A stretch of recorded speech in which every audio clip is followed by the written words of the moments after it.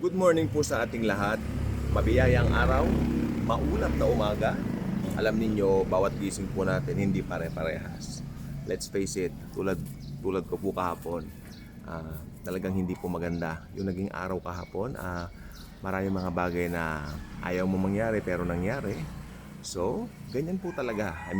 Pag Kristiyano ka, ikaw ang target ng dyablo. And then it so happened that hindi lang po it so happened, talagang niloob ng Panginoon when I opened my Bible app this morning. Nagdi-devotion kasi ako gamit ko tong cellphone. Alam niyo po bang bumungad sa akin itong verse na ito?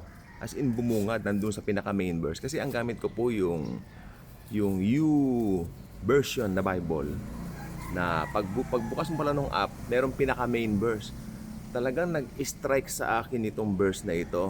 Talagang oo nga no, pero sandali lang. I-share ko rin po sa Daily Good Vibes ako kasi ayaw kong solohin yung revelation na pag Kristiyano ka na, ikaw na ang target ng Diablo. Tandaan mo yan, ikaw ang target ng Diablo because you belong to his mortal enemy, and that is the Lord Jesus Christ. Kaya target ka rin niya, di ba? So ito po yan, 1 Peter chapter 5 verses 8 to 9. Ito po ay sa pagkakaliwat o salin ng New Living Translation 2007. Okay? Ito po ay sa salin ng New Living Translation na ginawa po noong 2007. Okay, tingnan po natin. Stay alert. Okay? Watch out for your great enemy, the devil. He prowls around like a roaring lion, looking for someone to devour. Devour. Ibig sabihin yung talagang, pag sinabi mong devour, yung tagawasak. Tagawasak ng magandang samahan, tagawasak ng magandang pagkakaibigan, tagawasak ng mga bagay na binild mo. Amen? Tagawasak ng katahimikan. Okay. Alam ninyo, meron po kaming parang tatang dati. Dalawa po ito eh. Pero natatandaan ko yung taga Bulacan. Taga Bulacan po siya. Yung isa taga Pakil, Laguna yung isa. Na parang tatang namin siya when it comes to faith, sa pananampalataya. At itong verse na itong madalas nilang pinangahawakan dahil ang dyablo, sabi nila, talagang matinding kumilos. Nasa grace tayo, yes. Pero wag mong kalilimutan, habang nasa grace ka, meron kang kapangyarihan. Ibig sabihin, kapangyarihan yung power ng Diyos, built-in sa iyo yan eh.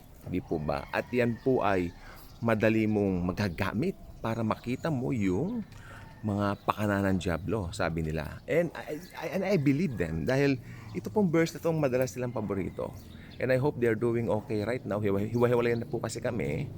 I think yung taga Pakil, Laguna, nagpunta na po ng Amerika. Hindi ko po alam yung isa, yung taga Bulacan, taga ano po siya, Samba sa Bulacan. Nakalimutan ko na po sa Bulacan eh, pero yun sa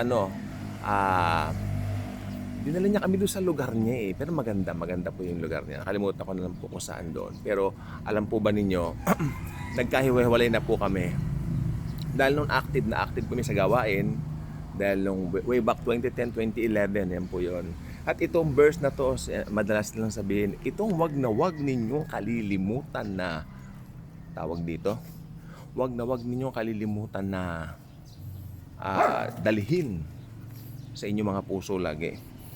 Stay alert. Binanatan ni Peter. Si Peter po ito eh. 1 Peter chapter 5 verses 8 to 9. Stay alert.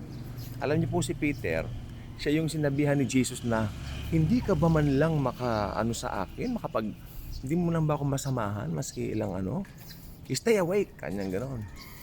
Pray, kanya, para hindi kayo maano ng dyablo, di ba? Parang ganoon. Ayun, dito niya sinabi ni Jesus yung the flesh is willing, di ba?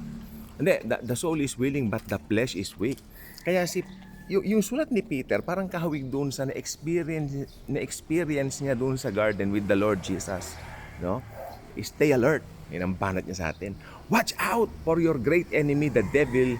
He prowls around like a roaring lion, looking for someone to devour.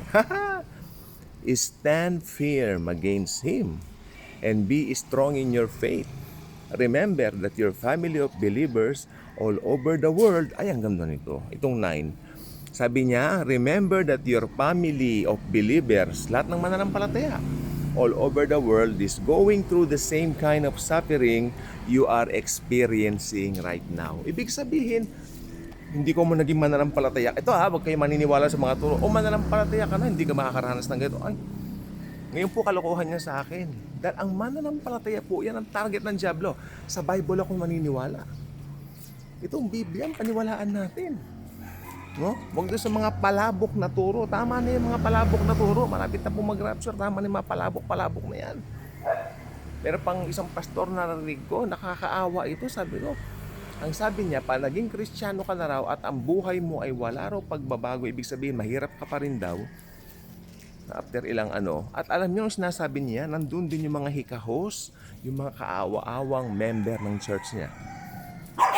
I doubt kanya kung nasa iyo talaga ang Panginoon kapag ka mahirap ka pa rin after ilang years, sabi niya. Alam niyo, ang totoong kayamanan po hindi nasusukat. Ito hindi po nasusukat sa material na bagay. Itong gusto ko sabihin, pag nasa iyo si Kristo, siya po ang tunay nating kayamanan. At imposibleng hindi kanya payamanin. Yun po yun. Pero bakit yung iba hikahos pa? Teka lang po. Huwag mong sasabihin hikahos. Merong right time for them makaahon. The Lord has something to do with them. The Lord will do something for them rather. At antayin mo lang. Huwag mong pangungunahan. Okay? So, ngayon po, sa panahon po natin ngayon, alam nyo, ito po talagang dapat ito natin tong nanamnamin. Hindi mo alam what will happen. Alam nyo nangyari po kahapon, hindi ko na po i-detalye po rito So, medyo nakaka-stress po talaga. Actually, the other day pa po meron na pero ito, matindi Lord kako. Pero Lord, sabi ko, salamat kako. Abang nangyayari yung mga yon, yung biyaya ho ninyo Lord. Grabe po siya. Grabe talaga, nandun yung nakukuha pa namin tumawa, nakukuha pa namin umiti. Why? Despite all of this, we can still manage to smile. It's because of Jesus. Kaya pag mananampalataya ka, alam niyo, hindi nasusukat yan yung mayaman ako, may mga buildings ako, may mga kotse ako. Actually, hindi po yan totoong kayamanan. Yan po ay pekeng kayamanan. Sapagkat yan nawawala. Amen po ba? Amen po ba? Ako, nagastosan ako kahapon ng pera dahil sa nangyari pong yun. Nasaan yung perang inipon ko? May bibilin sana ako doon pero sa iba napunta. Alam niyo, mga bagay na ganyan. Kaya dapat daily, lagi nating sasabihin, Panginoon, alam ko po kasama ko. Hindi mo ako pababayaan. Alam ko mahal mo ako. Sabihin mo yun talagang nasa puso mo na, Lord, natatakot po ako, nabakala ko ganyan. Talk to Him as you would to a friend. Jesus is our best friend. Amen? At ang mga asong yan, mahal ni Jesus, kaya mahalin din ninyo, okay? Yung mga nagre-recommend ng mga equipment dito, siguro yung medyo mahal na ang bibilin ko. Titingnan ko po niya.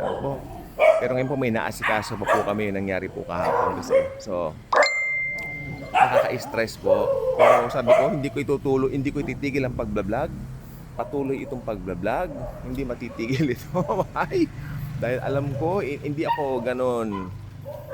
tayo ganon kamangmang para itigil ang gawain ng Panginoon para lamang sa mga daily circumstances na ito lumilipas din po naman. Hindi tayo pwedeng malinlang ng dyablo. Huli na ang dyablo. Amen? Matatag na po tayo sa biyaya ni Lord. Pero wag mo sasabihin na, matatag na ako, hindi ako matitinag. Pwede ka pa rin matinag. Maski Kristyano ka na. That's why you need the grace of God every day. Lagi kang maging conscious na si Jesus ay lagi mong kasama. At nagpapasalamat po ko sa lahat ng mga nagko-comment. Mag-komento po kayo. You can, share your experience kung paano kayo linlangin ni Satanas, kung paano na kayo ginagawa ng hindi maganda. At huwag nyo kalilimutan siyempre, isabi dyan, kung paano kayo iniligtas ng Diyos sa lahat ng mga bagay na yun, kung paano kayo ni-rescue ni Jesus sa lahat ng mga pakana ng dyablo. Come on, let's magnify the Lord Jesus.